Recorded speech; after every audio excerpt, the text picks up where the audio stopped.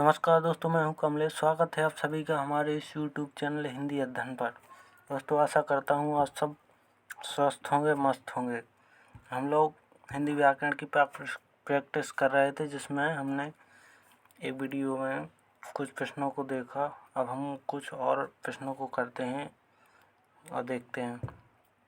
चलिए, तो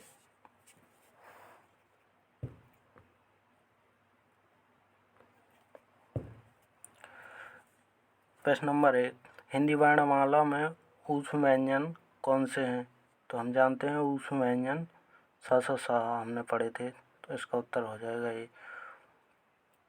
प्रश्न नंबर 2, जिन वर्णों का उच्चारण करते समय केवल श्वास का प्रयोग किया जाए उन वर्णों को कहते हैं। तो उन वर्णों को अघोष कहते हैं।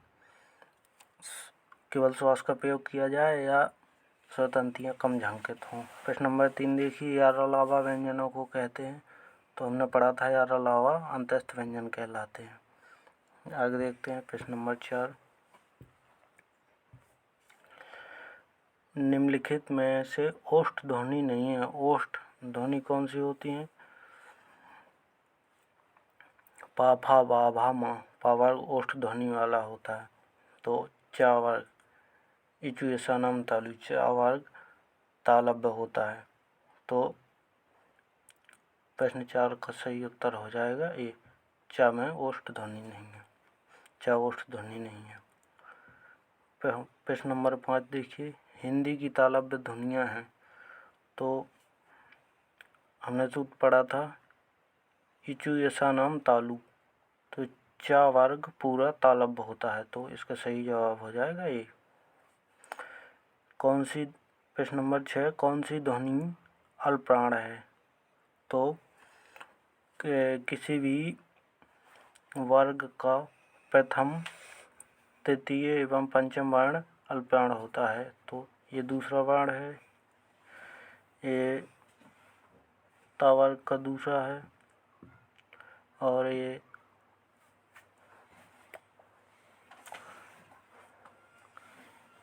क्या धा बना हुआ है,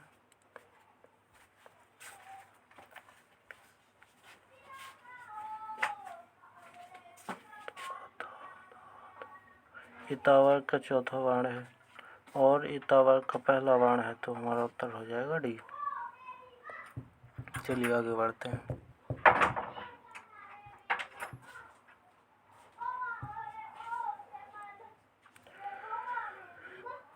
प्रश्न नंबर 7, हिंदी की स्पर्श घोष महाप्राण दंत व्यंजन। तो दंत देखिए कौन सा होता है?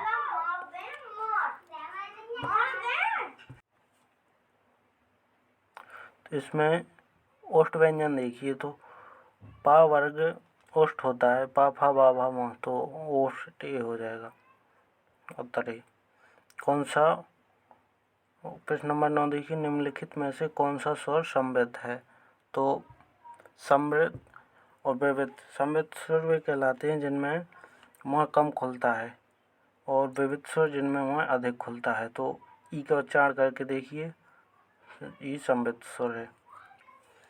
आगे देखते हैं प्रश्न नंबर 10,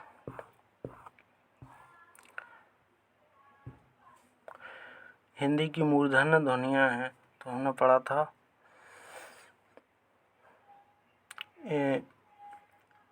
ऋतु रसाणाम मूर्धा। तो पूरा टा वर्ग मूर्धन्य होता है। तो इसका उत्तर हो जाएगा वी। हिंदी प्रश्न नंबर 11, हिंदी की वा ध्वनि है। तो वह कौन सी है? पा फा बा। तो पा वर्ग होता है क्या? ओष्ठ। तो इसका उत्तर हो जाएगा ओष्ठ ध्वनि। प्रश्न नंबर 12, निम्नलिखित में से दंत ध्वनि है। तो हमने पढ़ा था लितु नसानम दंता। तो दंत ध्वनि ता वर्ग होती है। तो ता, इसका उत्तर हो जाएगा सी। प्रश्न नंबर 13 देखिए, निम्नलिखित में से कौन सा स्वर समृद्ध है? तो अभी हमने देखा था कि यह पिछला प्रश्न रिपीट हो गया है। तो जिसमें मुँह कम खुलता है, जैसे ई का उच्चारण करके देखिए ई। तो इसका उत्तर हो जाएगा सी। आगे देखते हैं प्रश्न नंबर 14, निम्नलिखित ध्वनियों में कौन सी दंतोष्ठ है, तो हमने सूत्र पढ़ा था वकारोष्ठम दंतोष्ठम, तो इसका उत्तर हो जाएगा वा डी। निम्नलिखित वर्णों में से कौन सा मूर्धन्य ध्वनियों का है? तो ये भी प्रश्न रिपीट हो गया है। ये पूरा टावर्ग मूर्धन्य ध्वनियों का होता है। प्रश्न नंबर 16 देखिए, सा ध्वनि का उच्चारण स्थान होता है। तो सा का हमने पढ़ा था ईचू यसा नाम तालु, सा तालब्य, ये वाला सा तालब्य सा होता है, तो इसका उत्तर हो जाएगा बी। निम्नलिखित में से व्यंजन पार्श्व कौन सा व्यंजन पार्श्विक है? तो हमने पढ़ा था कि ला व्यंजन पार्श्विक होता है, जिसमें जीभ के बगल भाग पर बल पड़ता है, वो पार्श्विक व्यंजन होता है। 17 हो गया। अब प्रश्न नंबर 18 देखिए, प्रयत्न के आधार पर ला किस प्रकार की ध्वनि है? तो हम जानते हैं ये पार्श्विक ध्वनि है। निम्नलिखित में से कौन सा पश्च सुर है? तो हमने ये पश्च सुर पढ़ा था कि मध्य सुर छोटा आ होता है, बड़ा आ और ऊ ये पश्च सुर होते हैं, तो इसका उत्तर हो जाएगा आ। या फिर विकल्प देख के ही पता चल जाएगा कि केवल सुर दीर्घा दिया हुआ है, तो दीर्घा हो जाएगा इसका उत्तर। प्रश्न नंबर देखिए 10, आधुनिक माफ कीजिए 20, आधुनिक व्याकरण की दृष्टि से वा वर्ण का विशिष्ट है। आधुनिक व्याकरण की दृष्टि से वा वर्ण का विशिष्ट, तो वा वर्ण पा फा वा वर्ण का तृतीय वर्ण है, तो यह द्वयोष्ठ, माफ कीजिए यहाँ ओष्ठ लिखा होगा, इस पर तो है ही, साथ में अल्पप्राण होगा पा फा बा, तो अल्पप्राण भी होगा, घोष होगा क्योंकि ये द्वितीय वर्ण है, और निरनुनासिक वर्ण कहलाते हैं जो बिना नाक की सहायता से उच्चारित किए जाते हैं। तो वह वर्ण हमारा ये इसका ऑप्शन बी सही हो जाएगा। चलिए आगे देखते हैं। प्रश्न नंबर 21, निम्नलिखित में से कौन सा वर्ण उच्चारण की दृष्टि से दंत है? तो लितु लसा नाम दंता, हमने सूत्र पढ़ा, दंत नहीं है, माफ कीजिए दंत नहीं है, नहीं को छोड़ने से पूरा प्रश्न गलत हो जाएगा इसका जवाब। तो प्रश्न को सही पढ़ते हैं, दंत नहीं है, तो इसका सही जवाब होगा लितु लसानाम दंता, हमने पढ़ा था, तो पूरा तावर्ग में ता है, ता था दा धा ना, और टा ऋतु रसणम मूर्धा, तो ये मूर्धन्य वर्ण होता है, तो इसका सही उत्तर हो जाएगा डी। चलिए आगे बढ़ते हैं। छा वर्ण किसके योग से बना था? तो हमने पढ़ा था आदक का और मूर्धन्य सा के योग से छा वर्ण का निर्माण होता है, इसका उत्तर ही हो जाएगा। प्रश्न नंबर 23, स्वर ध्वनि के प्रकार हैं? तो स्वर ह्रस्व स्वर, दीर्घ स्वर, प्लुप्त, तीनों प्रकार के होते हैं, तो इसका सही उत्तर डी हो जाएगा। आगे देखते हैं। प्रश्न नंबर 24, हिंदी वर्णमाला में वर्ण है, तो हमने पढ़ा था 52 वर्ण होते हैं। वर्णमाला किसे कहते हैं? वर्णों के व्यवस्थित समूह को वर्णमाला कहते हैं। हिंदी प्रश्न नंबर 26, हिंदी की सा ध्वनि है, तो हमने पढ़ा था इचू यसा नाम तालु, तो यह सा तालब्य होता है। निम्नलिखित में कंठ ध्वनियाँ कौन सी है? तो का वर्ग आ और हा, अकू विसर्जनियम कंठा, तो वो का वर्ग इसका सही उत्तर होगा, का खा सही उत्तर हो जाएगा, वो ऑप्शन ये सही होगा। चलिए आगे देखते हैं 28। प्रश्न नंबर 28, ओ आओ किस प्रकार के वर्ण हैं? तो हमने पढ़ा था ओ दाउटो कंठोष्टम, तो सूत्र से ये ओ आओ कंठोष्ठ वर्ण है, सही जवाब डी हो जाएगा। प्रश्न नंबर 29 देखिए, निम्न में से आद्य स्वर कहलाता है? तो या, वास्तव में या और वा ये दोनों आद्य स्वर कहलाते हैं, तो इससे ये अंतस्थ व्यंजन होता है, परंतु इसे आद्य स्वर भी कहा जाता है, तो ये आद्य स्वर, इसका सही जवाब ये हो जाएगा। आगे देखते हैं प्रश्न नंबर 30। महाप्राण ध्वनियाँ व्यंजन वर्ग में किससे संबंधित है?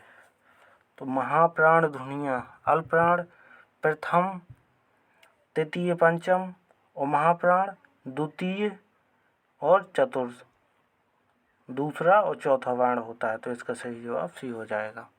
ये सब हमने पढ़े हुए हैं, तो सारे प्रश्नों के जवाब हमें बनते जा रहे हैं। भाषा की सार्थक लघुत्तम इकाई है। प्रश्न नंबर 30 में है भाषा की सार्थक लघुत्तम इकाई है, तो हमने पढ़ा था ध्वनि होती है। इसका उत्तर सी हो जाएगा। प्रश्न नंबर 32। इनमें कौन व्यंजन अल्पप्राण है? तो किसी भी वर्ग का प्रथम, तृतीय एवं पंचम वर्ण। तो देखिए, ये का वर्ग का द्वितीय है, ये नहीं होगा। ता, था, ये ता वर्ग का द्वितीय है, ये भी नहीं होगा। ये चा वर्ग का पहला है, तो ये प्रथम वर्ण है, तो हमारा सही जवाब हो जाएगा सी। और फा, ये पा वर्ग का पा वर्ग का द्वितीय वर्ण है, तो ये भी नहीं होगा। हमारा सही जवाब होगा सी। आगे देखते हैं प्रश्न नंबर 33।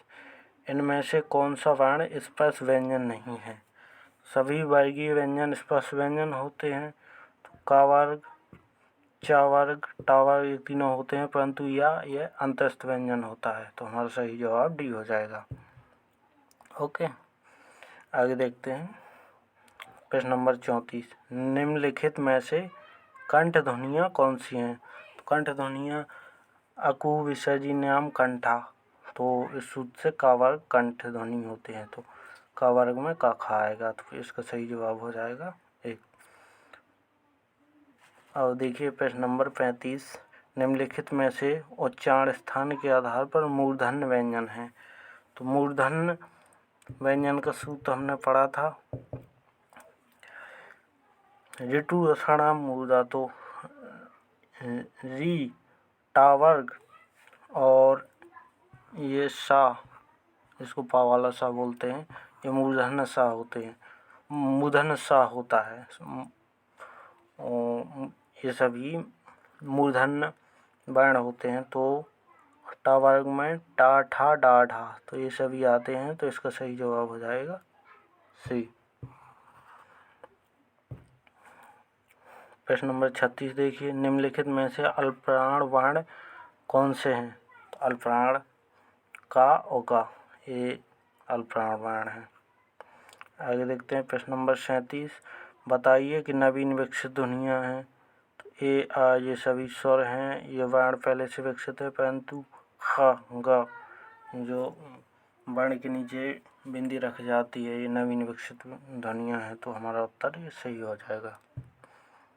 आगे देखते हैं प्रश्न नंबर 38। निम्नलिखित में से कौन सा वर्ण घोष है? तो घोष वर्ण कौन सा होता है?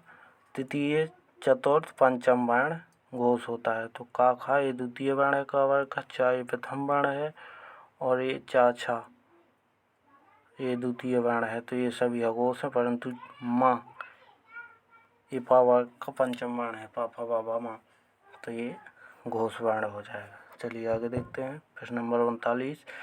निम्नलिखित में से नासिक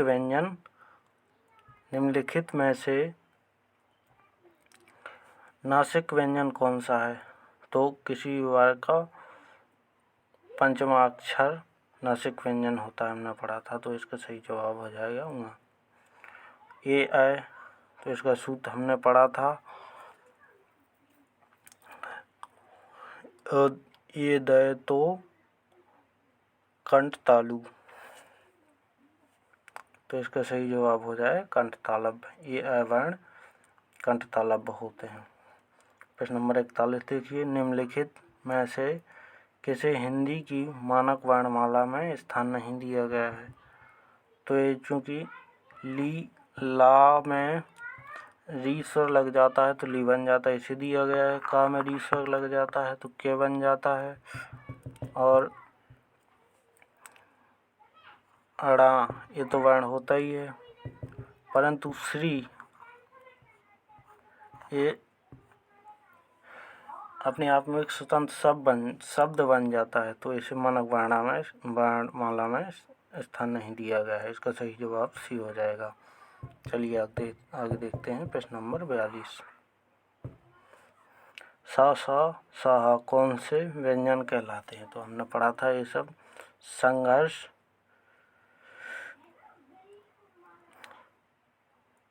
संघर्षी या ऊष्म व्यंजन कहलाते हैं, तो इसका सही जवाब डी हो जाएगा।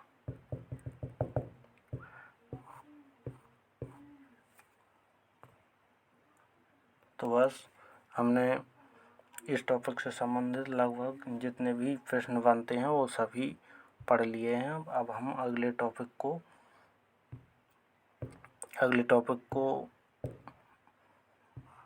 सोमवार से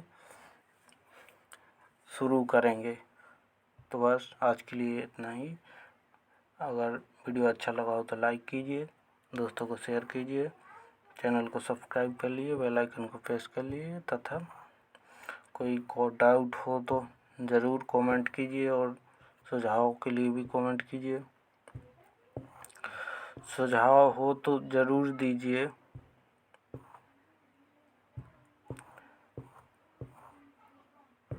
वीडियो को देखने के लिए आप सभी का बहुत बहुत धन्यवाद। Thank you very much.